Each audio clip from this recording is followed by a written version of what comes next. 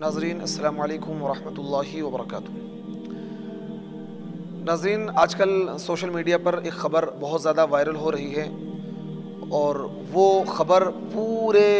Asia میں چرچے میں ہے، اور وہ ہے پاکستان میں ایک شخص نے اپنے بچوں کی شادی کی ہے اور اس شادی پر 200 کروڑ روپے یعنی کہ 2 ارب روپے، ایسی سچویشن میں 2 ارب روپے خرچ کیے ہیں کہ جب پوری دنیا میں اکنومی کریش ہوئی، پوری دنیا کی اکنومی کریش ہوئی پڑی ہے اور پوری دنیا مندی کا شکار ہے، پوری دنیا میں ایک تباہی کی صورتحال ہے۔ بڑے بڑے طاقتور ملک، بڑے بڑے معیشت کے اعتبار سے مضبوط ملک ہلے پڑے ہیں اور ان ملکوں کی اکنومی کریش ہو چکی ہے، اکنومی ڈاؤن ہو چکی ہے اور جو جی ڈی پی ہے وہ گر چکی ہے۔ ان حالات میں بہت سے لوگ ایسے ہیں جو بھوک کا شکار ہیں، پریشانی کا شکار ہیں، دقت کا شکار ہیں۔ اس طرح کی سچویشن پوری دنیا کے اندر ہوئی پڑی ہے، کوئی بھوک سے بے حال ہے، حتیٰ کہ یہاں تک کی خبریں ہیں کئی اہل علم ایسے ہیں کہ جنہوں نے خودکشی کی ہے۔ یہ پہلی مرتبہ ایسا سننے میں آیا ہے کہ کسی حافظ قرآن نے یا کسی قرآن کے قاری نے خودکشی کی ہے۔ ایسی خبریں بھی بہت سی ہمیں ملی ہیں، موصول ہوئی ہیں کہ ایسے لوگوں نے خودکشی کی۔ آج تک اس طرح کی خبر ہم نے نہیں سنی، اور ایسے بھی بہت سی خبریں آئیں کہ لوگ بھوک سے پریشان ہیں اور ان کے پاس کھانے کو نہیں ہے۔ اس طرح کی سچویشن میں ایک مسلمان انسان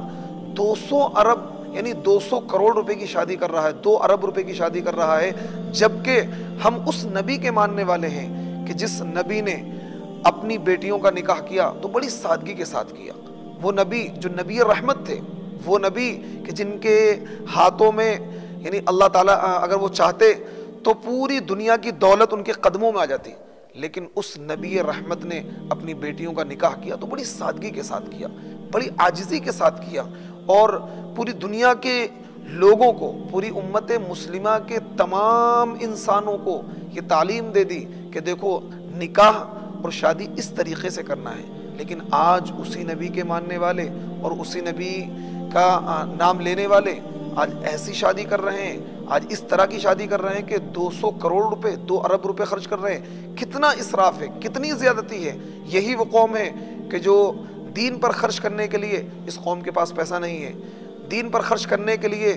کاروبار نہیں ہے، پریشان حال ہے، لیکن ایک شادی پر خرچ کرنے کے لیے 200 کروڑ روپے آ جاتے ہیں، 2 ارب روپے آ جاتے ہیں۔ تو ہمیں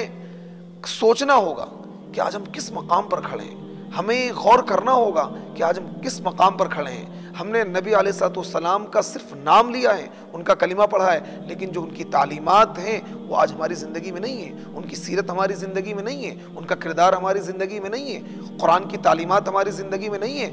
کہ اگر قرآن کی تعلیمات ہماری زندگی میں ہوتی تو ایسا ہمارے معاشرے میں نہیں ہوتا۔ حالانکہ پورا مسلم معاشرہ آج مسلمانوں کی جو دولت ہے وہ یا تو مکان پر خرچ ہو رہی ہے، یا وہ کھانے پینے پر خرچ ہو رہی ہے، یا وہ پہننے اوڑھنے پر خرچ ہو رہی ہے، یا وہ بیاہ شادی پر خرچ ہو رہی ہے۔ حالانکہ اس دولت کا صحیح استعمال کرنا چاہیے تھا، اس دولت کو ہمیں ایجوکیشن پر خرچ کرنا چاہیے تھا، اس دولت کو ہمیں غریبوں کی مدد پر خرچ کرنا چاہیے تھا، اس دولت کو ہمیں قوم کی فلاح اور قوم کی ترقی کے لیے خرچ کرنا چاہیے تھا۔ لیکن آج ہم ایسا نہیں کر رہے، ہم اس دولت کو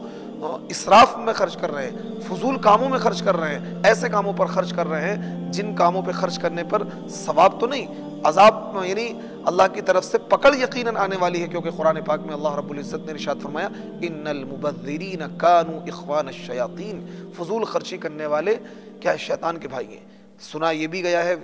سوشل میڈیا کے ذریعے سے کہ اس شادی کے اندر بڑے بڑے گویوں کو اور سنگروں کو بلوایا گیا، ان کو 20-20 لاکھ روپے، 25-25 لاکھ روپے دیے گئے، اور حتیٰ کہ بڑے افسوس کے ساتھ مجھے کہنا پڑ رہا ہے، بڑے افسوس کے ساتھ ایک بڑے عالم دین جن کا پوری دنیا میں جن کے نام کا چرچا، مولانا طارق جمیل صاحب، لوگ بڑے ان سے متاثر ہوتے ہیں، ان کی ویڈیو، ان کی تقریروں کو دیکھ کر، ان کی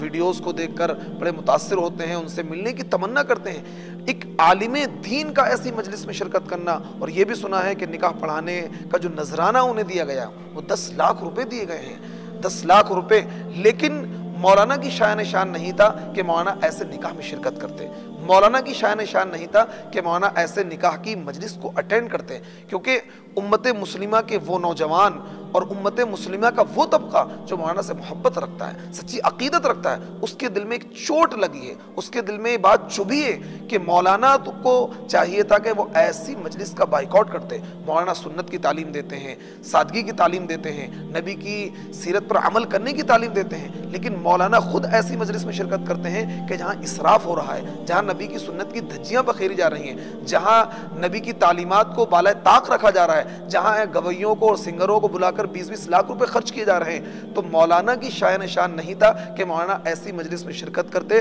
کیونکہ ایسی مجلس میں ایک بڑے عالم دین کا شرکت کرنا، ایک انٹرنیشنل عالم کا شرکت کرنا، یہ ان کو بڑھاوا دیتا ہے، اور وہ لوگ جو ایسے لوگوں سے، علماء سے محبت کرتے ہیں، ان کے دلوں میں یہ بات بڑی چبھنے والی ہے، اور ان کے دلوں سے کہیں نہ کہیں علماء کی عقیدت، علماء کی محبت نکلے گی، اور ان کے دلوں سے جب علماء کی محبت نکلے گی تو کہیں نہ کہیں ایسے نوجوان دین سے دور ہو جائیں گے۔ تو آج ہمیں یہ کیا ہے، اس بات کا افسوس ہونا چاہیے کہ ہم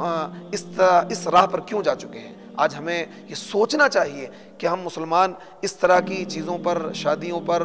اور غلط رسومات پر اپنے پیسوں کو کیوں خرچ کر رہے ہیں۔ خدا را اللہ تعالیٰ اس امت مسلمہ کو اور ہمیں تمام مسلمانوں کو، تمام مومنین کو صحیح سمجھ عطا فرمائے، اور سنت اور شریعت کے مطابق ہمیں اپنے نکاح کی مجلسوں کو منعقد کرنے والا بنائے۔ اللہ رب العزت ہمیں اعمال صالحہ کی توفیق عطا فرمائے۔ وآخر دعوانا ان الحمد للہ رب العالمین۔